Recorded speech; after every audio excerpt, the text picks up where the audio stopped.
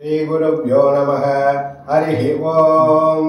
शुक्लाम्बरधरं विष्णुं शशिवर्णं सदुर्भुजं प्रसन्नवदनं ध्यायेत् सर्वविघ्नोपशान्तये। यस्यद्वरदवक्त्राद्या पारिषद्या परः सदा विघ्नं निघ्नन्ति सततं विश्वक्षेणं तमाश्रये। व्यासं वसिष्ठनप्तारं शक्तेः पौत्रमकल्मषाम् पराशरात्मजं वन्दे शुकदानं तपोनिधिम्। व्यासाय विष्णुरूपाय व्यासरूपाय विष्णवे नमो वै ब्रह्मनिधये वासिष्ठाय नमो नमः। अविकाराय शुद्धाय नित्याय परमात्मने सदैकरूपरूपाय विष्णवे सर्वजिष्णवे। यस्य स्मरणमात्रेण जन्म संसारबन्धनात् विमुच्यते नमस्तस्मै विष्णवे प्रभविष्णवे। ॐ नमो विष्णवे प्रभविष्णवे श्रीवैशम्पायन उवाच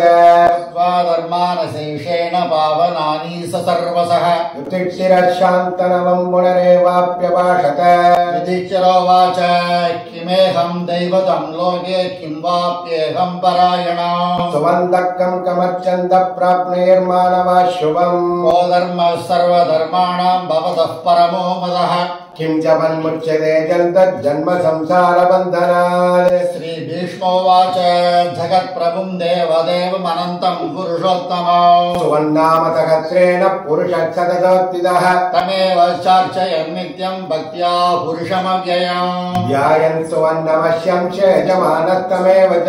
अनादिनिधनं विष्णुं सर्वलोकमहेश्वरम् लोकात्यक्षं सुवन्नित्यं सर्वदुःखादिको भवेत्। ब्रह्मण्यं सर्वधर्मज्ञो लोहानां कीर्तिवर्धनम् लोकनाथं महद्भूतं सर्वभूतभवोद्भवम्। एष मे सर्वधर्माणां धर्मोऽधिगतमो मदः यद्भक्त्या पुण्डरीकाक्षं सवैरक्षेन्नरच्छदा। परमं यो महत्तेज परमं यो महत्तपः परमं यो महद्ब्रह्म परमं यः परायणम्। पवित्राणां पवित्रं यो मङ्गलानां च मङ्गलम् दैवतं देवतानां च भूतानां यो यः पिता। ततः सर्वाणि भूतानि भवन्त्यादियुहागमे यस्मिन् च प्रलयं यान्ति पुनरेव युगक्षये। तस्य लोहप्रधानस्य जगन्नाथस्य भूपते विष्णोर्नाम सहस्रं मे शृणु भावभयावहम्। यानि नामानि गौणानि विख्यातानि महात्मनः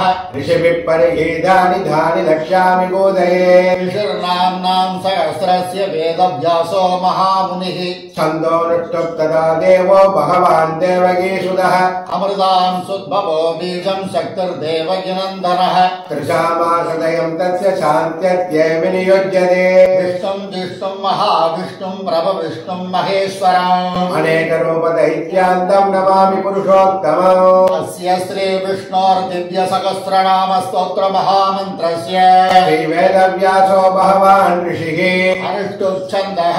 श्रीमहाविष्णुः परमात्मा श्रीमन्नारायणो देवता। अमृतां सुद्भवो भानुरिति बीजम् देवकीनन्दनः सृष्टेति शक्तिः। उद्भवः क्षोभणो देव इति परमो मन्त्रः शङ्खपृन्नन्दकी चक्रीलिकीलकम्। सार्गदन्वा गदाद्रैद्यस्त्रम् गदाङ्गवाणिरक्षोभ्य इति नेत्रम्। सामासामः सामेदि कवचम् आनन्दं परब्रह्मेति योनिः। सुदर्शनकाल इति दिग्बन्धः श्रीविश्वरूप इति ध्यानम्। श्रीमहाविष्णु प्रीत्यर्थे सहस्रनाम जपे विनियोगः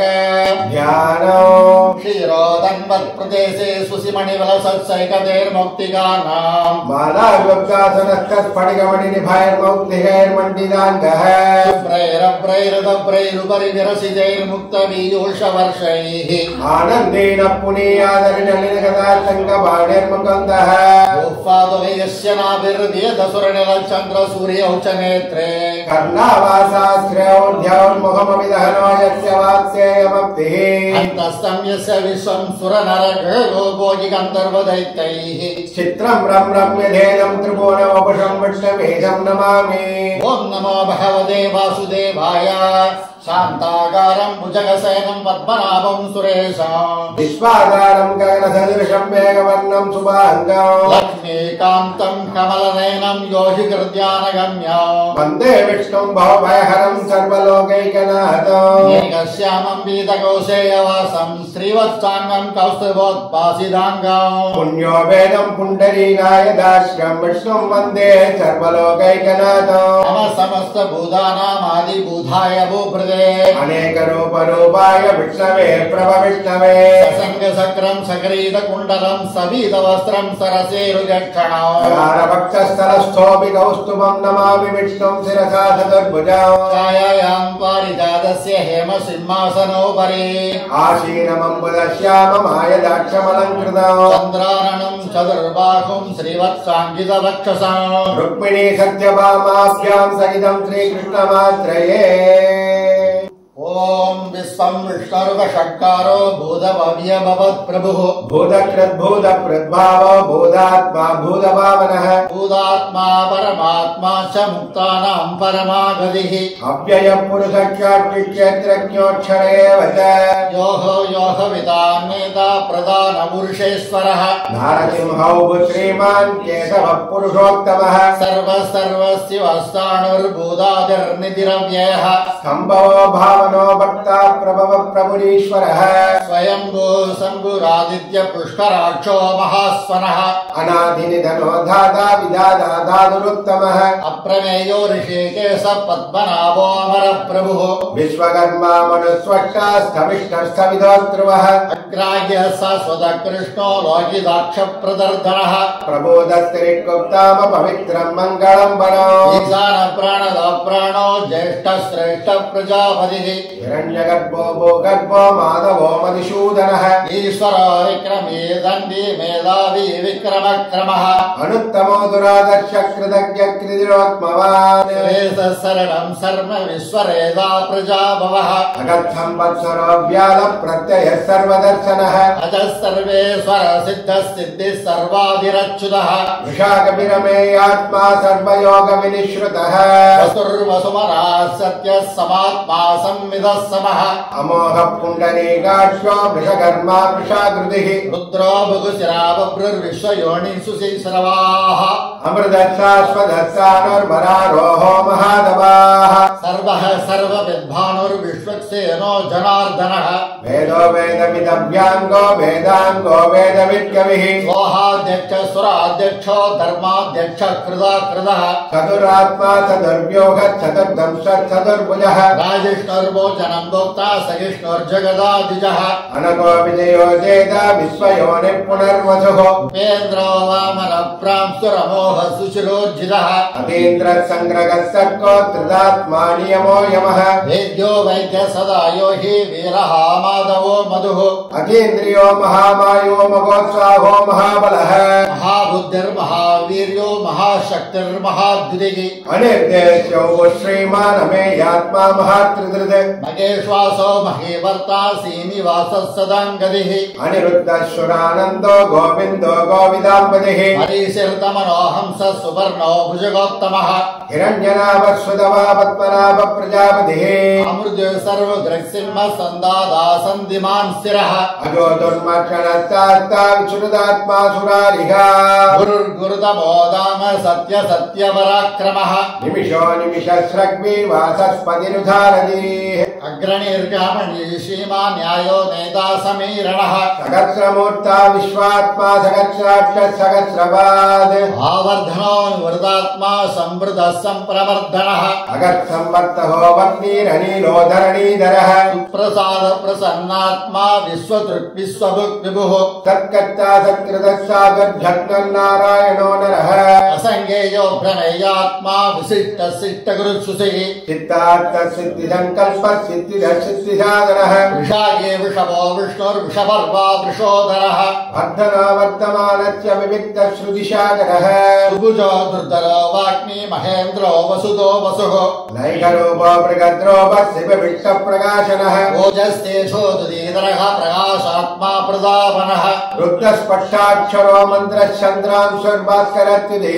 अमृतां सुद्भवो भानुर्ससबिन्दुः सुरेश्वरः औषधं जगदस्येतुः सत्यधर्मपराक्रमः भूतभव्यपवर्णादः पवनः पावनो नलः कामः कामकृत्कान्तः कामः कामप्रदप्रभुः इहादिकृतिकावर्तो नैहमायो महाशनः अदृश्य व्यक्तरूपस्य सहस्रजिदनन्दजित् इष्टो विशिष्टशिष्टेष्ट शिखण्डीन विश्वो वृषः क्रोधः क्रोधकृत्कर्ता विश्वभागुर्महीधरः अच्युत प्रदिद प्राण प्राणदो वासवानुजः अभान्निरधिष्ठानाम प्रमत्त प्रतिष्ठितः स्कन्द स्कन्दधरो दुर्यो वरदो वायुवागनः वासुदेवो बृहद्भानुरादिदेवः पुरन्दरः असोहस्तारणस्तारः सूरः सौरिर्जनेश्वरः अनुकूलः सदा वर्तः पद्मी पद्मनिवेक्षणः पद्मनाभो अरविन्दाक्ष पद्मगर्भशरीरभृत् महद्विरुद्धो वृद्धात्मा महाक्षो गरुडध्वजः अदुलः सरगो भीमः समयञ्जो हविर्हरिः सर्वलक्षणलक्षण्यो लक्ष्मीवान् च विदिग्जयः वृक्षरो रोगितो मार्गो हेतुर्दामोदरः सहः महीधरो महाबाहो मेघवानुविदाशनः उद्भवः क्षोभणो देव श्रीगर्भः परमेश्वरः करणं कारणं कर्ता विहक्ता गहनो गुगः व्यवसायो व्यवस्थानः संस्थानः स्थानदो ध्रुवः प्रर्दि परमस्पष्टस्तुष्टस्पुष्टः सुवेक्षणः रामो विरामो विरदो मार्गो नयो नयो नयः वीरशक्तिमदां श्रेष्ठो धर्मो धर्मविदुत्तमः वैकुण्ठ पुरुष प्राण प्राणद प्रणव पृदुः हिरण्यगर्भः शत्रुघ्नोऽभ्याप्तो वायुरदोक्षदः सुदर्शुदर्शन काल परमेशी परिग्रहः उग्रः संवत्सरो दक्षो विश्रामो विश्वदक्षिणः विस्तार श्रावणतानु प्रमाणं बीजमव्ययो अर्धोनर्धो महाकोशो महाभोः महाधनः अनिर्गण्यस्तविष्ठो भूर्धर्मयोगो महामगः नक्षत्रनेमि नक्षत्री क्षमक्षामत्समीगणः विघ्निङ्गो भयङ्गच्च कृतुसत्रं सदाङ्गतिः सर्वदर्शी विमुक्तात्मा सर्वज्ञो ज्ञानमुत्तमो सुहृद सुमः सूक्ष्म सुघोष सुगद सुहृद मनोहरो जिदक्रोधो वीरभागुर्विदारणः स्वावन स्वौ सौव्यावी नैघात्मा नैघकर्मकृत वत्सरो वत्सलो वत्सी रत्नगर्भो धनेश्वरः धर्मगुद्धर्मी सदशक्षरमक्षरम् अभिज्ञाता सहस्रांशु विदाता कृतलक्षणः कपस्तिनेमि सत्त्वस्य सिंहो भूतमगेश्वरः आदिदेवो महादेवो देवेशो देवप्रद्गुरुः उत्तरो गोपदर्गोक्ता ज्ञानगम्य पुरातनः शरीरभूत प्रद्भोक्ता कवीन्द्रो भूरि दक्षिणः सोमभोमृतपः सोम पुरुजित् पुरुषोत्तमः विनयो जयत् सत्यसन्तो दासार्गच्छात्पदाम्बदिः जीवो विनयिता साक्षी मुकुन्दोऽमित विक्रमः अम्बोनिधिरनन्दात्मा महोदधिशयोऽन्तकः अजो महार्ग स्वाभाव्यो जिदा मित्र प्रमोदनः आनन्दो नन्दनो नन्दः सत्यधर्मा त्रिविक्रमः महर्षि कपिलाचार्य कृतज्ञो मेदिनीपतिः त्रिपदस्त्रिदशात्यक्षो महाशृङ्गकृतान्तकृत् महावराहो गोविन्द सुषेण कणहाङ्गदी मुख्यो कबीरो गहनो गुप्तचक्रगदाधरः वेदास्वाङ्गोचित कृष्णो दृढः सङ्घर्षणोच्युतः वरुणो वारुणो वृषः पुष्कराक्षो महामनाः भगवान् महानन्दी वनमाली हलायुधः आदित्यो ज्योतिरादित्यः सहिष्णुर्गतिसत्तमः सुदन्वागण्ड परशुद्धारुणो द्रविणप्रदः दिविस्पृक् सर्वद्रव्यासो वासस्पतिरयोनिजः कृसामासामः साम निर्वाणम् देशशम्भिषक् कन्याचक्रतमर्चान्दो इष्टाशान्तिपरायणो शुभाङ्ग साधित स्रष्टा कुमुद कुवलेचयः कोकितो गोपतिर्गोप्तो वृषभाक्षो वृषप्रियः अनिवर्तेनुवृतात्मा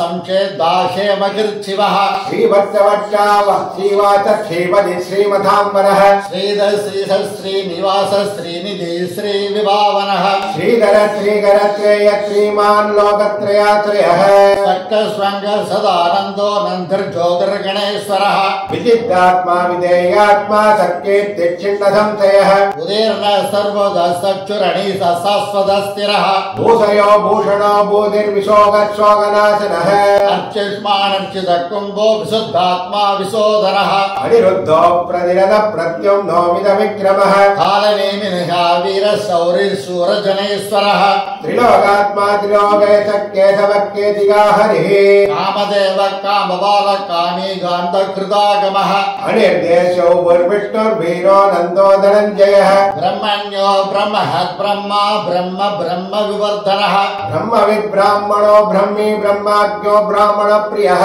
महाक्रमो महाकर्मा महातेजा महोरगः महाकृतुर्महायज्ञो महायज्ञो महाहविः स्तव्य स्तव प्रिय स्तोत्रं सुधि स्तोदारण प्रियः पूर्ण पूरयिदा पुण्य पुण्यकीर्तिर्नामयः मनोजवस्तित्तकरो वसुरेदा वसुप्रदः वसुप्रदो वासुदेवो वसुर्वसुमनाहविः सद्गति सद्घृति सत्ता सद्बुद्धि सत्परायणः सूरसेनो यतुश्रेष्ठः सन्निवासः सुयामुनः भूदावासो वासुदेवः सर्वासु नलयो नलः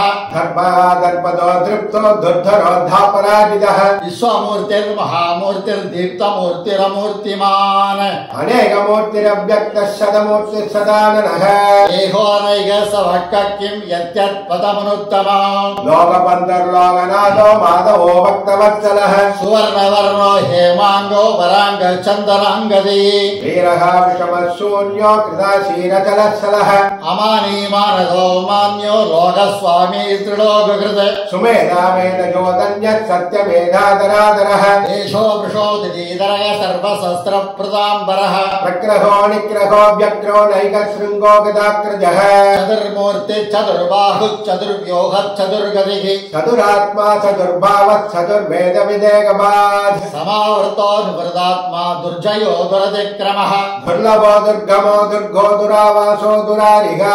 शुभाङ्गो लोकसारङ्ग सुदन्तुस्तन्तुवर्धनः इन्द्रकर्मा महाकर्मा कृतकर्मा कृतागमः उद्भव सुन्दर सुन्दो रत्ननाभ सुलोचनः अड्गोवाचन शृङ्गी जयन्तः सर्वविजयी स्वर्णबिन्दुरक्षोभ्य सर्वभागीश्वरेश्वरः महाकृतो महाकर्ता महाभूतो महानिधिः कुमुद कुन्दर कुन्द पर्जन्य पावनो निलः अमृतांसोऽमृतौभः सर्वज्ञः सर्वतोमुखः सुलभ सुकृत सिद्ध चतुर्धावनः व्यक्रोधो दुम्बरो स्वग्दशानूरान्ध्रनिषूदनः सहस्रार्थी सप्तजिह्व सप्तैवा सप्तवागनः अमूर्तिरणगो सिन्ध्यो भयकृन्भयनाशनः अणुर्गृहस्थूलो गुणब्रह्मगुणो महान् अतिर्धस्वतिर्धस्वास्य प्राक्पं सोमं सवर्धनः पारवृत्यदिदो योगी योगी स सर्वकामदः आश्रमश्रमणयक्षामः सुवर्णो वायुवागनः धनुर्धरौ धनुर्वेदो दण्डो दमयिदादमः अपराजितः सर्वसगो नियन्ता नियमो यमः सत्त्ववान् सात्विक सत्य सत्य धर्मपरायणः अभिप्राय प्रियार्होर्ग प्रियकृत्प्रीतिवर्धनः विहाय सगदर्जोदर्सुरसिर्उदभुक् विभुः रविर्विरोचन शौर्या सविदारविलोचनः अनन्तो हुदभुग्भोक्ता सुगदो नैगदो घृजग अणिर्पिण्डः सदमाक्षी लोकाधिष्ठानमद्भुतः शनाक्षनाधरतमः कपिलः कपिरव्ययः स्वस्तितः स्वस्ति कृस्वस्ति स्वस्ति भुक्स्वस्ति दक्षिणः रौद्रौ कुण्डलीर्चक्री विक्रम्योर्जितशासनः सप्ताधिकः सप्तदगत् शिशिरः सर्वरीकरः अक्रूरप्ये सदो दक्षो दक्षिणः क्षमिणाम्बरः विस्मत्तमो वीरवयः पुण्यश्रवणकीर्तनः उद्धारणो दुष्कृतिका पुण्यो दोस्वप्ननाशनः वीरः रक्षणः सन्तो जीवनः पर्यवस्थितः अनन्तरूपो नन्द श्रीर्जितमन्युर्मया भगः सदरश्रोगवीरात्मा विदिशो व्यादिशोदितः अनादिर्पूर्वपो लक्ष्मी सुवीरो रुचिराङ्गदः जननो जन जन्मादिर्भीमो भीमपराक्रमः आधारण योदाता पुष्पहास प्रजागरः ऊर्ध्वगः सप्तदाचार प्राणद प्रणवप्पणः प्रमाणं प्राणनिलय प्राणभृत् प्राणजीवनः तत्त्वं तत्त्वविदेहात्मा जन्म मृत्युजरादिगः पूर्वस्वस्वरसार सविदा प्रपितामगः यज्ञो यज्ञपतिर्यज्ञा यज्ञाङ्गो यज्ञवागनः यज्ञभृत्यज्ञकृत्यज्ञी यज्ञभुक्त्यज्ञसाधनः यज्ञान्तकृत्यज्ञमुख्यमन्नमन्नादेव च आत्मयोनि स्वयं जातो वैगानः सामगायनः देवकीनन्दन स्रष्टा क्षितीशः पापनाशनः सङ्गबृह्नन्दके सक्री सार्कतन्वागदाधरः अथाङ्गपाणिरक्षोभ्यः सर्वप्रकरणायुधः श्री सर्वप्रकरणायुधो नमयति वनमाली गतीशाङ्गी सङ्गी चक्री चनन्तही श्रीमान् नारायणो विष्णुर्वासुदेवो विरक्षतु वनमालीकदेशाङ्गी चङ्गी चक्री चलन्तैः श्रीमान्नारायणो विष्णुर्वासुदेवोऽभिरक्षतु वनमालीकदेशाङ्गी चङ्गी चक्री चलन्तैः श्रीमान्नारायणो विष्णुर्वासुदेवोऽभिरक्षतु श्रीवासुदेवोऽभिरक्षद्वों नम इति इदं कीर्तनीयस्य केशवस्य महात्मनः नाम्नां सहस्रं दिव्यानामशेषेण प्रकीर्तितम् इदं शृणुया नित्यमिषा विपर्कीर्तयेत् नासुपं प्राप्नुयात् किञ्चित् सोमुत्रे गतमानवः वेदान्तको ब्राह्मणस्य क्षत्रियो विजयी भवेत् वैश्योदरसमृद्धस्य सूत्रशुकमवाप्नुयात् धर्मार्थे प्राप्नुयात् धर्ममर्थार्थे सार्थमाप्नुयात् कामानवाप्नुयात् कामी प्रजाति चाप्नुयात् प्रजा भक्तिमान् सदोक्ताय सुशिस्तद्गतमानसः सहस्रं वासुदेवस्य नाम्नामेतत् प्रकीर्तयेत् यश प्राप्नोति विपुलं याति प्राधान्यमेव च अचलां श्रियमाप्नोति श्रेय प्राप्नोत्यनुत्तमम् न वयं क्वचिदाप्नोति वीर्यं तेजस्य विन्दति भवद्यरोगोत्तिमान् बलरूपगुणान्विदः रोहार्दो मुष्यते रोहात् बद्धो मुष्येत बन्धनात् भयान्मुच्येत बीतस्तु मुच्येदापन्न आपतः दुर्गान् यदि धरत्यासु पुरुषः पुरुषोत्तमः स्तुवन्नाम सहस्रेण नित्यं भक्तिशमन्विदः वासुदेवाश्रयो मर्त्यो वासुदेवपरायणः सर्वपापविशुद्धात्मा ध्याति ब्रह्म सनातनौ न वासुदेव भक्तानाम् अशुभं विद्यते क्वचित् जन्म मृत्युधराभ्यादि भयं नैवोपजायते इमं सौमदीयान श्रद्धा भक्ति समन्वितः युज्येदात्मसुखशान्तिस्मृतिकीर्तिभिः न क्रोधो न समाश्चर्यं न लोभो नाशुभा मदिः भवन्ति कृतपुण्यानां भक्तानां पुरुषोत्तमे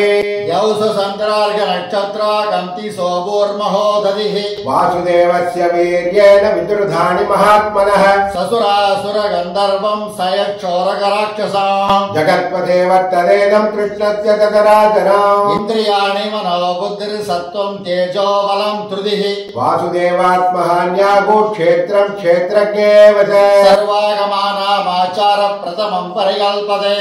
आचारप्रथमो धर्मो धर्मस्य प्रभुरश्युतः विषयपितरो देवा महाभूतानि दादवः जङ्गमा जङ्गमं चेदं जगन्नारायणोद्भवम् योहो ज्ञानं तदा साङ्ख्यं विद्या शिल्पादिकर्म च